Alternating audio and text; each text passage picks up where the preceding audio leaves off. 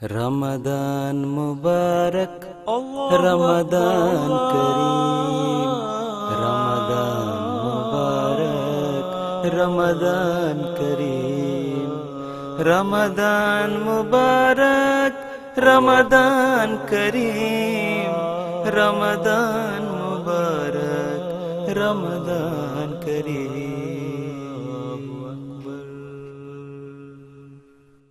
اعوذ باللہ من الشیطان الرجیم، بسم اللہ الرحمن الرحیم۔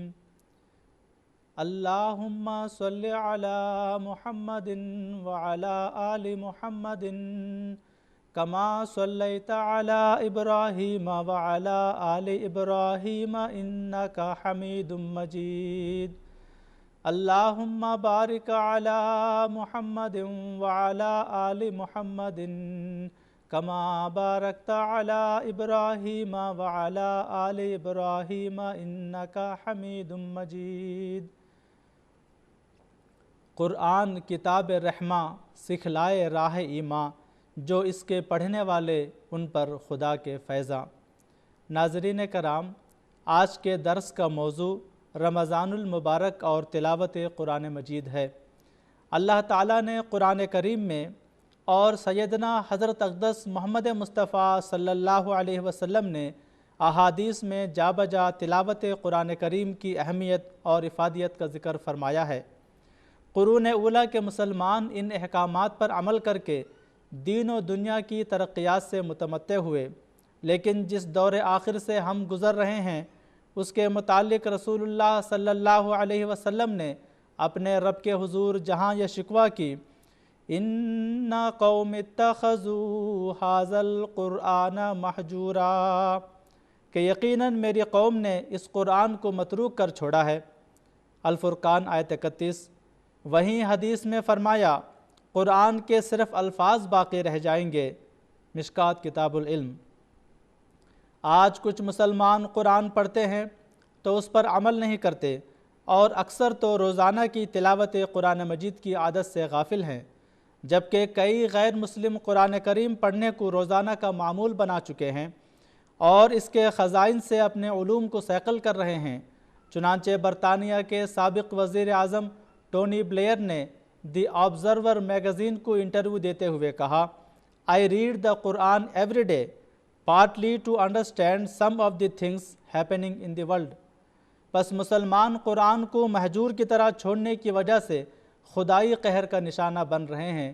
ناظرین کرام، اللہ تبارک و تعالی قرآن مجید میں فرماتا ہے، شہر رمضان الذی انزل فیہ القرآن ھدی للناس وبینات من الھدی والفرقان، سورۃ البقرہ آیت 186، کہ رمضان کا مہینہ وہ مبارک مہینہ ہے جس میں قرآن کریم انسانوں کے لیے عظیم ہدایت کے طور پر اتارا گیا، اور ایسے کھلے نشانات کے طور پر جن میں ہدایت کی تفصیل اور حق و باطل میں فرق کر دینے والے امور ہیں۔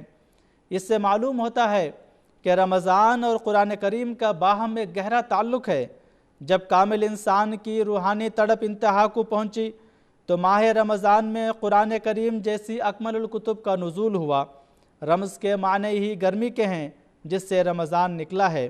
اس معرفت کے نقطے کو بیان کرتے ہوئے حضرت مسیح موعود علیہ السلام فرماتے ہیں، کتب آسمانی کے نزول کا اصلی موجب ضرورت حقہ ہے، یعنی وہ ظلمت اور تاریکی کہ جو دنیا پر طاری ہو کر ایک آسمانی نور کو چاہتی ہے کہ تا وہ نور نازل ہو کر اس تاریکی کو دور کرے، اور اسی کی طرف ایک لطیف اشارہ ہے کہ جو خدا تعالیٰ نے اپنے پاک کلام میں فرمایا ہے، اِنَّا أَنزَلْنَاهُ فِي لَيْلَةِ الْقَدْرِ، یہ لیلۃ القدر اگرچہ اپنے مشہور معنوں کے روح سے ایک بزرگ رات ہے، لیکن قرآنی اشارات سے یہ بھی معلوم ہوتا ہے کہ دنیا کی ظلمانی حالت بھی اپنی پوشیدہ خوبیوں میں لیلۃ القدر کا یہ حکم رکھتی ہے، اور اس ظلمانی حالت کے دنوں میں صدق اور صبر اور زہد اور عبادت خدا کے نزدیک بڑا قدر رکھتا ہے،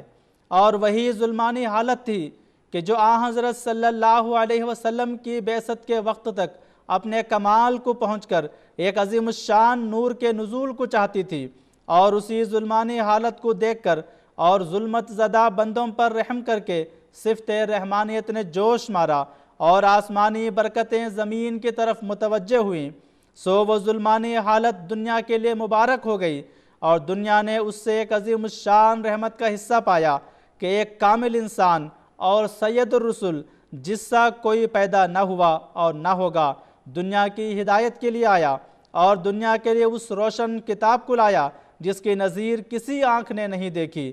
پس یہ خدا کی کمال رحمانیت کی ایک بزرگ تجلی تھی کہ جو اس نے ظلمت اور تاریکی کے وقت ایسا عظیم الشان نور نازل کیا جس کا نام فرقان ہے۔ براہین احمدیہ۔ رمضان میں تلاوت قرآن کریم سے متعلق حضرت ابو ہریرہ رضی اللہ تعالیٰ عنہ روایت کرتے ہیں، کانا جبریل یارز علی النبی صلی اللہ علیہ وسلم القرآن کل عام مرتن فعرض علیہ مرتین فی العام الذی قبض فیہ، صحیح بخاری، کہ جبرائیل ہر سال رسول اللہ صلی اللہ علیہ وسلم کے ساتھ ایک مرتبہ قرآن مجید کا دور کیا کرتے تھے، لیکن جس سال حضور کی وفات ہوئی اس میں آپ نے نبی کریم صلی اللہ علیہ وسلم کے ساتھ 2 مرتبہ تلاوت کا دور مکمل کیا۔ خدا تعالیٰ کے حکم کے مطابق حضرت جبرائیل علیہ السلام کا حضرت صلی اللہ علیہ وسلم کے ساتھ قرآن کریم کا دور اور دہرائی کے لیے باقی 11 ماہ کو چھوڑ کر صرف رمضان کو اختیار کرنا بتاتا ہے کہ اس ماہ میں تلاوت قرآن کریم خدا تعالیٰ کو خاص محبوب ہے اور اس کے حضور اس کا عظیم مقام اور درجہ ہے۔ پس واضح رہے کہ ماہ رمضان کا قرآن کریم سے ایک اٹوٹ تعلق ہے۔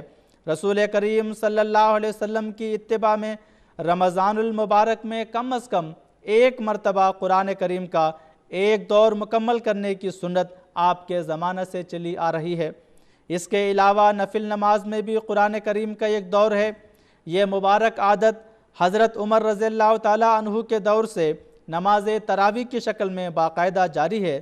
صدیوں سے اس پر عمل ہو رہا ہے کہ رمضان میں دنیا کی بڑی مساجد میں حفاظ کرام امامت کراتے ہیں اور قرآن کریم سناتے ہیں۔ حضرت مصلح موعود رضی اللہ تعالیٰ عنہ فرماتے ہیں، ہر رمضان میں ساری دنیا کی ہر بڑی مسجد میں سارا قرآن کریم حافظ لوگ حفظ سے بلند آواز کے ساتھ ختم کرتے ہیں۔ ایک حافظ امامت کراتا ہے اور دوسرا حافظ اس کے پیچھے کھڑا ہوتا ہے تاکہ اگر کسی جگہ بھول جائے تو اس کو یاد کرائے۔ اس طرح اس ایک ماہ میں ہی ساری دنیا میں لاکھوں جگہ قرآن کریم صرف حافظہ سے دہرایا جاتا ہے۔ دیباچہ تفسیر القرآن۔ صبح فجر کے وقت تلاوت قرآن کریم کو اللہ تعالیٰ نے مقبول عمل قرار دیا ہے۔ لفظ قرآن کا مطلب ہے بار بار اور کثرت سے پڑھی جانے والی کتاب۔ تلاوت قرآن کریم کی اہمیت کے بارے میں حضرت صلی اللہ علیہ وسلم فرماتے ہیں، عابد الناس اکثرہم تلاوت للقرآن، کہ لوگوں میں سب سے زیادہ عبادت گزار ہی کثرت سے قرآن کریم کی تلاوت کرنے والے ہیں۔ کنز الامال۔